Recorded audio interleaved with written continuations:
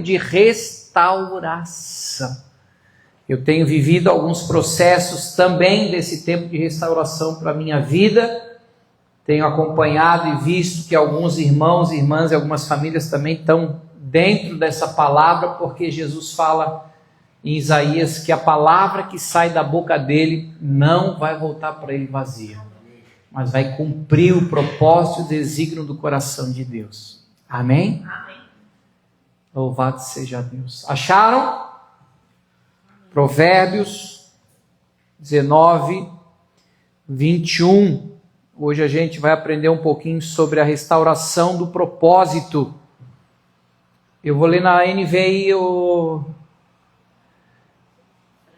Frank Sinatra. Muitos são os planos do coração do homem. Apertasse o play, pastor. Mas o que prevalece é o propósito do Senhor. Amém? Feche os teus olhos. Paizinho, muito obrigado, porque nessa terça-feira, excepcionalmente, antecipamos o nosso culto, a nossa reunião da semana para hoje, para que nós possamos congregar. Estamos reunidos em Teu nome, na Tua presença, na Tua casa, para que o Senhor possa liberar a Sua palavra, a Sua bênção, em especial nessa noite a respeito do propósito que Tu tens para a vida de cada um de nós. Ó Pai, o salmista, ele vai dizer no capítulo 139 que antes que nós estivéssemos formados plenamente no ventre da nossa mãe, Tu já tinhas escrito no Teu livro todos os dias da nossa vida, porque o Senhor já tinha um propósito com a vida de cada um de nós da sua eternidade, e nós estamos aqui para viver a restauração exatamente desse propósito de Deus com a nossa vida, para que nós possamos viver e experimentar a Tua boa, perfeita e agradável vontade sobre as nossas vidas e as nossas famílias, e também, por consequente, na nossa comunidade da fé aqui na Ohana Church.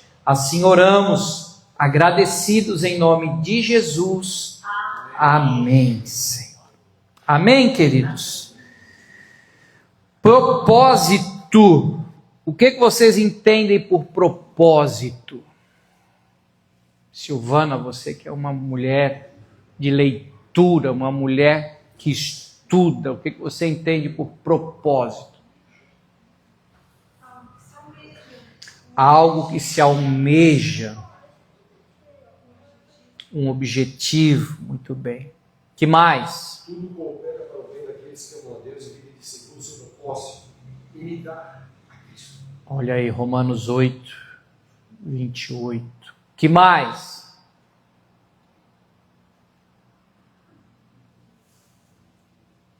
Vini, o que é propósito no teu entendimento? Pôr em prática. Pôr em prática. O exercício ou a prática de comer? Exercício? Uma razão de ser. Entendimento do porquê existir. Olha aí, carioca já veio. O entendimento do porquê existir. Muito bem. Tudo que vocês falaram vem de encontro. Propósito é o nosso destino. Propósito é aquilo que dá direção aos nossos planos e sentido à nossa existência. E Salomão, na sabedoria dada por Deus, ele disse que a gente pode até fazer os nossos planos, mas Deus vai estabelecer no final o seu propósito, ou seja, o destino que Ele tem para as nossas vidas. Mais um parênteses: Deus quer realizar o propósito dele para nós, mas como Ele nos ama rica e abundantemente, Ele nos deu algo chamado livre-arbítrio. E Ele diz assim: você pode escolher o que eu tenho para você, ou você também pode escolher o que você quer viver. Ele deixou isso claro para o povo de Israel. E toda vez que o povo de Israel decidia pelo propósito de Deus para a vida deles, eles viviam algo muito bom, algo muito abençoado, algo muito maravilhoso. E toda vez que eles decidiam por um caminho sem Deus, debaixo do seu próprio achismo, do seu próprio entendimento, a coisa desandava, a coisa azedava, a coisa virava maldição, perda, dor, sofrimento. Então, hoje Deus quer nos ensinar que Ele quer restaurar o propósito dEle com as nossas vidas. E há um exemplo muito bacana na Bíblia, que é do apóstolo Pedro. Pedro foi chamado por Jesus por um propósito, com um propósito. E por mais que a vida de Pedro, nos 3 anos e meio que ele caminhou numa jornada de fé com Jesus, ele teve erros, mas teve acertos. Ele teve momentos que ele teve muito bem, mas também teve momentos que ele negou a Cristo. Então ele viveu esse processo de restauração do propósito de Deus para a vida dele. E a primeira vez que ele teve uma experiência com Jesus está em Lucas. Vamos abrir as nossas Bíblias, capítulo 5, verso 8 ao 11. Ele estava vindo de uma pescaria à noite mal sucedida, ele era pescador profissional lá da praia da Galileia, e ele voltou sem nenhum peixe. Graças a Deus que a nossa safra de tainha esse ano aqui foi muito abençoada. Espero que você já tenha comido algumas tainhas esse ano. Algumas.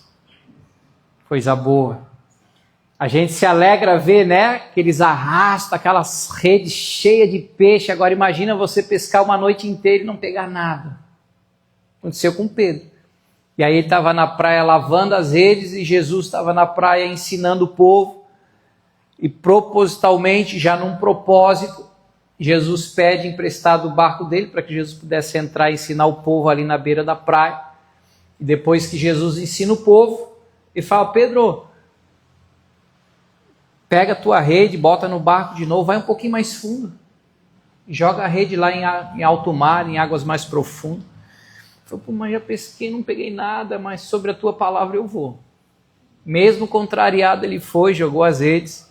E para surpresa de Pedro e de todo mundo na praia, era tanto peixe na rede, que a Bíblia disse que a rede chegou a rasgar. O barco quase afundou, ele teve que chamar os outros barcos, outras embarcações para poder botar os peixes, para poder trazer para a praia.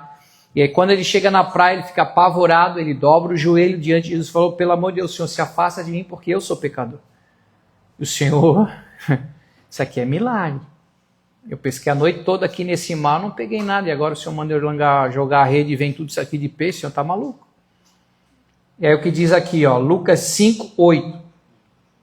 Vendo isto, Simão Pedro prostrou-se aos pés de Jesus, dizendo: Senhor, retira-te de mim, porque sou pecador. Pois à vista da pesca que fizeram, e a admiração se apoderou dele e de todos os seus companheiros, bem como de Tiago e João, filhos de Zebedeu, que eram seus sócios. Disse Jesus a Simão: não temas, doravante serás pescador de homens. E arrastando eles os barcos sobre a praia, deixando tudo, o seguiram. Então, olha o chamado e o propósito de Jesus para a vida de Pedro, né? Seu irmão André, os sócios, Tiago e João. Até hoje vocês pescavam peixe, vocês tiravam eles vivos da água e vendiam eles praticamente mortos para as pessoas. Eu vou fazer com que vocês pesquem pessoas que estejam mortas e possam trazer vida através do meu evangelho para a vida delas. E eles deixaram tudo. Deixar os barcos, deixar as redes e seguir o Jesus. o ministério, e ali Jesus começou a discipulá-los, Jesus começou a ensiná-los, Jesus começou a treiná-los. E dentre esse caminhar, teve erros e teve acertos, teve momentos altos e momentos baixos. E aí lá no final, Jesus já tinha alertado todos eles, olha, é preciso que eu seja morto, é necessário que eu vá preso, eu vou ser... Não, Jesus, deixa disso e tal, aquela coisa toda. Até que lá no jardim de Getsêmani, chega Judas com a galera. Se quem é Jesus? Porque eles eram tão parecidos que Judas falou, aquele que eu der o beijo, esse é Jesus. E tinha só uma espada que estava justamente com quem? Com Pedro. Quando botaram a mão em Jesus, Pedro já sacou a espada e cortou a orelha de um daqueles soldados lá. E Jesus falou, calma Pedro, não, calma. Guarda a espada aí, meu filho. Jesus pega a orelha do cara e faz o primeiro implante. E cura e cola, sei lá como é que Jesus fez, a orelha do soldado. E aí Jesus vai preso, interrogado, espancado, e todo aquele processo. E aí estava João e Pedro. E aí João entrou para falar lá com o sacerdote, Pedro ficou no pátio, estava frio, fizeram uma fogueira lá. E aí o pessoal, tu não andava com a galera de Jesus? Tu és Jesus. E Pedro falou o quê? Não, eu não, nem conheço essa rapaziada aí. Isso porque na última Santa Ceia Jesus falou, Pedro, não baixa a tua bola porque tu vai me negar 3 vezes antes que o galo cante. Ele falou, não Jesus, jamais, eu vou morrer por ti, mas não te nego. E ele negou. João 18, 17 e 18. Pode voltar para RA. Ah, já está. Ó. Então, a criada encarregada da porta perguntou a Pedro, não és tu também um dos discípulos desse homem? Não sou, respondeu ele. Ora, os servos e os guardas que estavam ali, tendo acendido um braseiro, por causa do frio, e aquentavam-se. Pedro estava no meio deles, se esquentando também. Agora a gente pula para o 25. Aqui ele tinha negado a primeira vez. Aí Lucas continua discorrendo, né? Jesus falando lá com o pessoal lá dentro. E aí vem de novo a história de Pedro, ó, 25. Lá estava Simão Pedro, aquentando-se, ou seja, se esquentando ali, né, na fogueira. Perguntaram-lhe, pois, és tu porventura um dos discípulos dele? Ele negou e disse, não sou. Um dos seus servos, do sumo sacerdote, parente daquele a quem Pedro tinha decepado a orelha, perguntou, eu não te vi eu lá no jardim com ele? De novo Pedro o negou e no mesmo instante cantou o galo. Como é que o galo canta, o Haroldo? Não sabe? Como é que o galo canta lá no farol, Vini? É mudo?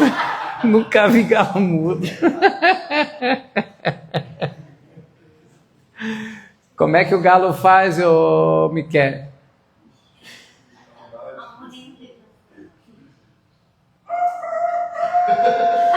Aí, ó. Quando o galo cantou, a gente vai ver que no Evangelho de Mateus, Pedro chora amargamente. E ele sai arrasado daquele ambiente ali, porque ele tinha visto aquilo que Jesus havia falado que ele exatamente iria fazer. E ele se achava tão autossuficiente, ele disse, eu jamais vou negar Jesus. Mas devido a todo aquele ambiente de medo, de pânico, de incertezas, porque se estavam prendendo Jesus e o levar para a cruz, imagino que não vão fazer com os discípulos. Ele nega. O galo canta, ele sai chorando amargamente, porque viu que tinha falhado gravemente com Jesus, e ele nega não porque tinha uma fraqueza teológica, mas por causa do medo que ele estava de toda aquela situação. E aí vem a crucificação, vem o sepultamento, vem a ressurreição, e Pedro, diante de toda essa situação, mal emocionalmente, cheio de culpa, de condenação, ele desiste do propósito. Ele diz, sabe o negócio? É muito para minha cabeça tudo isso aqui. Eu vou voltar para a minha vidinha. Eu vou voltar a pescar. E aí no Evangelho de João, capítulo 21, ele estava tão mal que os discípulos falaram, cara, a gente não pode deixar Pedro sozinho. Se deixar Pedro sozinho, ele vai fazer uma besteira. Então vamos segurar a onda com Pedro aí. João 21, verso 3. Disse-lhe Simão Pedro, vou pescar. Disseram-lhe os outros, também nós vamos contigo. Saíram e entraram no barco, e naquela noite nada apanharam. Ou seja, volta a se repetir um momento de frustração, de derrota, de pescaria zero, porque ele estava querendo voltar a viver a sua vida passada. E toda vez que a gente foge do propósito de Deus para a nossa vida, a gente vai viver uma vida de esterilidade. Lembra de Jonas? Deus falou, vai para Nínive. Fala para eles se arrependerem porque eu vou salvar toda a cidade. Ele falou, eu ir para Nínive pregar salvação, eu quero é que Deus mande fogo do céu sobre eles. Eu vou para a cidade mais longe que tiver. E aí a gente sabe que ele foi parar na barriga de um grande peixe. Deus teve que vomitar ele depois de 3 dias. Para ele dizer, não, agora eu vou lá pregar. Então, não é muito melhor a gente optar e decidir para viver o propósito de Deus para a nossa vida? A Bíblia não diz que a vontade de Deus para nós é boa, perfeita e agradável? Só se eu for muito ignorante, tolo e burro para querer e contrariar a vontade de Deus para a nossa vida. Não é que Deus castiga, Deus pesa a mão, não. É que aí Deus está falando, você é responsável por aquilo que você quer viver. Não coloca a culpa em mim. A gente pega a história do filho pródigo. O pai sempre amou ele, mesmo ele lá na lama do chiqueiro com os porcos, mesmo sujo, o pai continuava amando ele. Mas por que ele foi parar lá e não tinha nem o que comer? Porque ele quis, foi a vontade dele, não foi o pai. O pai disse, tu quer a tua herança, está aqui. Depois ele voltou arrependido. Então, Deus tem um caminho de volta para trazer restauração para a vida e o propósito de Deus para as nossas vidas. Amém? Por isso, mais uma vez, Jesus foi até a praia, só que agora ele já tinha ressuscitado. E naquele dia que eles pescaram a noite toda, mais uma vez, e Pedro não tinha pescado nada, Jesus estava lá na praia. Ei! Pegaram alguma coisa aí? Falou, quem é o cara que está na praia agora? Nós não pegamos nada. E o cara, não pegamos nada, vai embora, seu chato. E João desconfiou, eu conheço esse cara. Aí Jesus falou, lança do lado direito. Aí, não custa nada, já estamos aqui, joga do lado direito aí. Aí quando eles lançam a rede do lado direito, vem 153 grandes peixes. O barco quase afunda de novo. E aí João, não tem dúvida, é Jesus. Pedro sai nadando na frente do barco até a praia. E quando ele chega na praia tem uma fogueira. Olha como Deus traz conserto. Olha como Deus trabalha na restauração. Não foi diante de uma fogueira que Pedro negou Jesus 3 vezes? Sim ou não?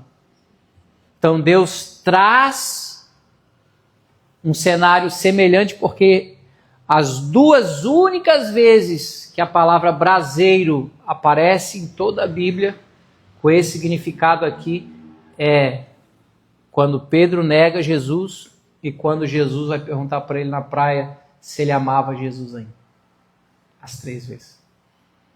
Para que Deus pudesse trazer restauração para a vida de Pedro. João 21, do 4 ao 9.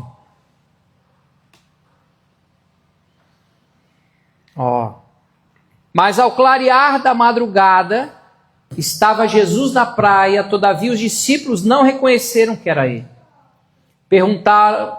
Perguntou-lhe Jesus: filhos, tendes aí alguma coisa para comer? Responderam-lhe: não. Então lhes disse: lançai a rede à direita do barco e achareis. Assim fizeram e já não podiam puxar a rede, tão grande era a quantidade de peixes. Aquele discípulo a quem Jesus amava, que era João, disse a Pedro: é o Senhor. Simão Pedro, ouvindo que era o Senhor, cingiu-se com a sua veste, porque se havia despido, e lançou-se ao mar. Mas os outros discípulos vieram no barquinho puxando a rede com os peixes, porque não estava distante da terra, senão quase 200 côvados. Ao saltarem em terra, viram ali umas brasas, e em cima peixes, e havia também pão. Até então, Pedro não tinha falado com Jesus ainda. Ainda estava um clima ruim, porque ele tinha negado Jesus. Ele tinha tentado voltar para a vida passada e dizer: eu vou pescar, e não deu nada certo. E aí quem está lá na praia com o braseiro? O próprio Jesus. Então, o mesmo ambiente que ele caiu, foi o mesmo ambiente que Deus o levantou. Isso é lindo. E quando ele chega na praia, Jesus não o condena, Jesus não o acusa.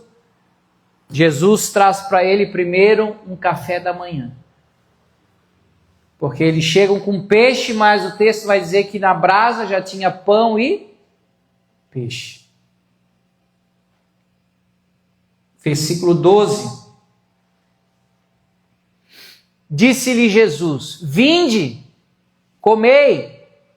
Nenhum dos discípulos ousava perguntar-lhe: quem és tu? Porque sabiam que era o Senhor.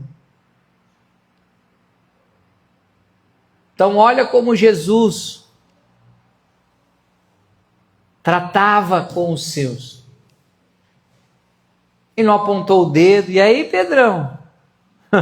Não falei para tu que tu ia me negar, o seu cabeção? Pô, que papelão, hein, Pedro? Me negou, cara, o galo cantou, eu te avisei. Jesus puxou algum desses papos aqui? Falei: vem cá, tem pão, tem peixe aqui, traz mais um peixinho, vamos botar aqui, vamos escalar aqui, ó, corta pelas costas. O Vini agora já sabe fazer tainha escalada ou espalmada. Bota na brasa aqui, vamos comer um peixinho no café da manhã. Porque o processo da restauração, antes da correção, Jesus traz comunhão. Antes da restauração, tem um cuidado pessoal.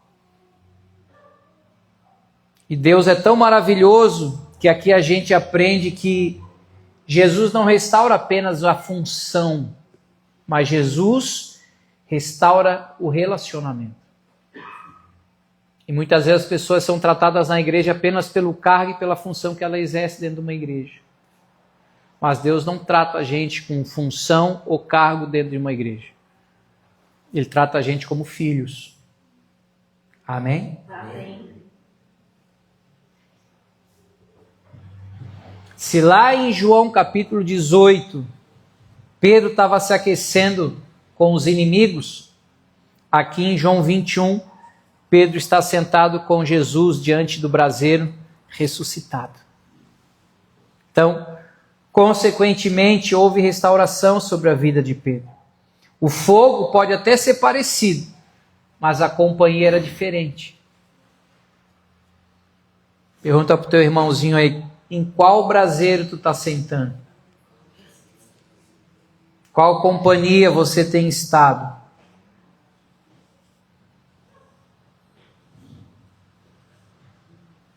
O problema de Pedro não foi só o medo que ele estava de toda aquela situação. Foi o lugar que ele escolheu para aquecer diante do frio. Aonde você tem se aquecido?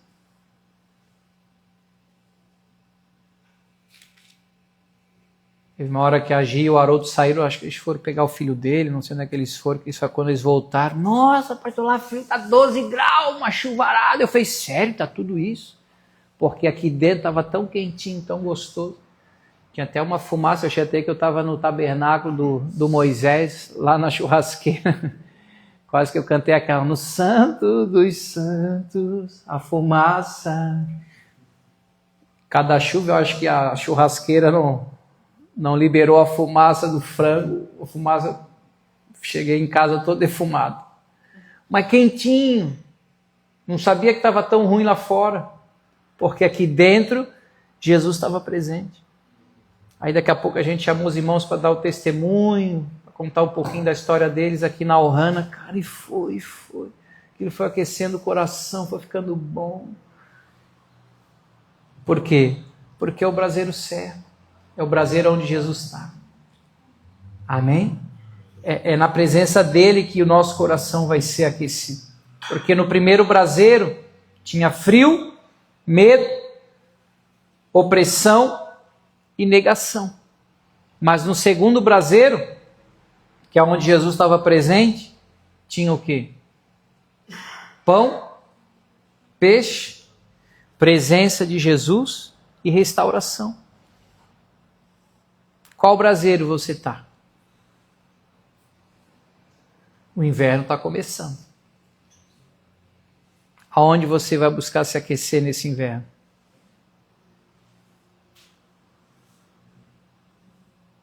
O que Jesus fez na vida de Pedro foi pastoral e cirúrgico. Ele leva Pedro de volta ao cenário da dor para reescrever a memória de Pedro. Isso é restauração de propósito. João 21, do 15 ao 17.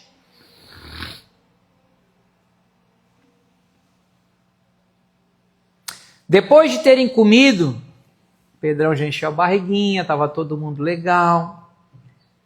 Jesus chama Pedro de canto. Perguntou Jesus a Simão Pedro: Simão, filho de João, amas-me mais do que esses outros? Ele respondeu: sim, Senhor, tu sabes que te amo. E ele lhe disse: apacenta os meus cordeiros. Tornou a perguntar-lhe pela segunda vez: Simão, filho de João, tu me amas? E ele respondeu: sim, Senhor, tu sabes que eu te amo. Disse-lhe Jesus: pastorei as minhas ovelhas. Pela terceira vez, Jesus lhe perguntou: Simão, filho de João, tu me amas? Pedro entristeceu-se por ele ter dito pela terceira vez: tu me amas? E respondeu-lhe: Senhor, tu sabes todas as coisas, tu sabes que eu te amo. Jesus lhe disse: apacenta as minhas ovelhas. Tu me negou 3 vezes, eu quero que você afirme que você me ama 3 vezes. Para que o coração de Pedro fosse sarado. Para que aquela ferida fosse cicatrizada. A queda de Pedro lá no primeiro braseiro não foi o fim. Ele caiu não porque não amava Jesus, mas porque ele confiava em si mesmo. E quantas vezes a gente, muitas vezes, quer demonstrar para Deus, expressar essa nossa autoconfiança, né? Não, jamais vou me desviar, jamais vou negar Jesus. Nós somos seres humanos, gente, somos limitados. A Bíblia diz: aquele que está de pé, cuide para que não caia. Se a gente está de pé é por causa da misericórdia de Deus. Não é porque a gente é bom. Bom só Deus, gente. Amém? Então, Pedro não vigiou, Pedro se achou autossuficiente, ele caiu feio, porque confiava demais em si mesmo. E existe uma grande diferença em amar Jesus e confiar na própria força. E como nós somos tentados a confiar em nós mesmos. Quando a gente está preocupado, ansioso, aflito, já é um indicativo que você não está confiando em Jesus como deveria estar confiando em você mesmo. Por isso que tu está inquieto na alma. Porque tu parou de olhar para Jesus. Está querendo te aquecer no braseiro errado. E a gente precisa aprender com Pedro aqui. Amém? E por mais que ele ainda não tinha amadurecido na sua fé, e quantos que hoje em dia também prometem a Deus toda essa fidelidade, mas estão se aquecendo na fogueira errada. Mas graças a Deus, que a graça do Senhor ela se renova todas as manhãs. Porque a graça não apenas perdoa, mas a graça restaura propósitos. E comigo, a graça de Deus restaura propósitos. O lugar que foi a sua maior vergonha se tornou lugar da sua maior restauração também. Romanos 5:20, o apóstolo Paulo, ele vai dizer, a segunda parte do versículo, mas onde abundou o pecado, superabundou a graça de Deus. E aí você vai ver que pouco mais na frente Jesus sopra sobre os discípulos o Espírito Santo. Depois ele disse, eu vou subir, fiquem em Jerusalém até que do alto sejais revestidos de poder. Vem o Pentecostes, eles são cheios do Espírito Santo. E na primeira pregação de Pedro, ele disse, eu não posso me calar. Eu preciso falar para vocês o que nós vimos e o que nós vivemos com Jesus. E ali ele discorreu um testemunho, uma pregação maravilhosa. Quantas pessoas se convertem na primeira pregação de Pedro? 3.000 vidas, 3.000 almas se rendem a Jesus. Quem que era? Pedro. Que lá na primeira fogueira disse, eu não conheço esse cara aí. Agora restaurado no propósito, jogou a rede e mais de 3.000 almas são salvas por Jesus Cristo. Porque Deus restaura propósitos. Você sabe qual é o propósito de Deus para a tua vida? Então não fuja dele. De repente você está pensando em pescar de novo. E Jesus está dizendo, teu lugar não é mais pescar. Teu lugar é comigo, vivendo o propósito e o chamado que eu tenho para a sua vida. Feche os teus olhos. Eu quero orar com você nessa noite.